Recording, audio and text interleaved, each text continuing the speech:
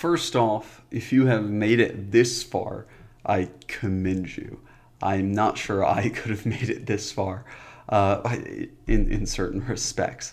It has been a journey. We have covered a ton of material, much more material than I actually wanted to cover initially. I was planning on saving the instrumental variables part until next time, but I figured it kind of fit very well in. That being said, there's a ton more to cover here. So I'm going to talk a little bit about that, and then I just want to just give you guys a big thanks. So one of the things that I really want to do next time is just go ahead and do a big, and this will be sort of in causal inference version 2, advanced, whatever, assumptions review. And what I want to do in this assumptions review is I want to do two things. I want to talk about tests, ways to test for these assumptions. These typically are advanced. There's some of these assumptions, there actually aren't any tests outside of state-of-the-art research. And I want to talk about cures. So some ways, for example, if you know that SUTVA is being violated, if you know there's interference between patients, what can you do? Again, there's some state-of-the-art stuff on this, but it's going to take me a while to sort of put all this together. Something that I know that you guys have been craving, very much so, is talking about other methods. So other methods. I'm very interested in doing IP weighting and then showing you doubly robust methods. I am not as interested in doing propensity scores or outcome regression, just because, again, I think so many people do this type of stuff that I'm not sure I could make a big marginal impact. That being said, if there's enough comments and love here, let me know, and I will see what I can muster. Okay. Another thing that is incredibly important here, use blue, is longitudinal data. Longitudinal data or survival analysis, and I'm just going to write this as survival analysis. Okay, this is something that I feel literally everyone does. This is data. Sorry for the... If you've gone this far, you already know my handwriting is terrible.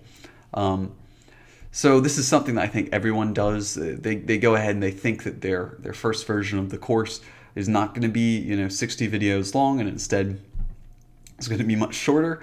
And they're going to be able to cover longitudinal data during the first version. But it is not happening this time. This is going to take me another 20 videos to get through. I'm very excited to do it. It is not going to happen this time. For those of you that don't know what longitudinal data is, this is dealing with data that varies over time.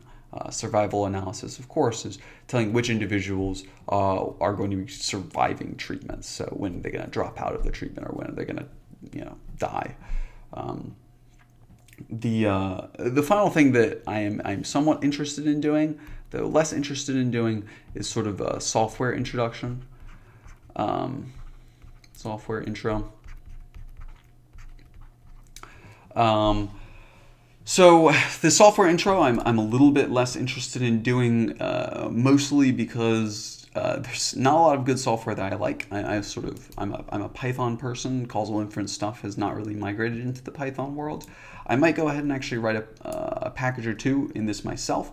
If I do, I would totally, I'll make another video and I'll totally invite you guys to help me out on it, just like I've sort of done with the Bootstrap repository that I've gone ahead and made. So yeah, that is something that I would be interested in doing, though I'm not 100% sure that I would do it without having better software in the first place. Okay, so those are some future topics. There's a ton more stuff that of course needs to be covered, but these are the things that are on the top of my head.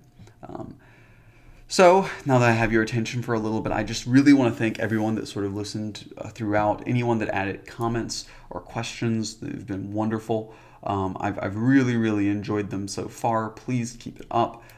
If you know anyone that is slightly interested in statistics, so they're in school, they're studying computer science or math or really biology or just any hard science, I sincerely urge you to refer them to learn some causal inference stuff, because this is probably the most real life hard sciencey thing you can do. You're making decisions your entire life.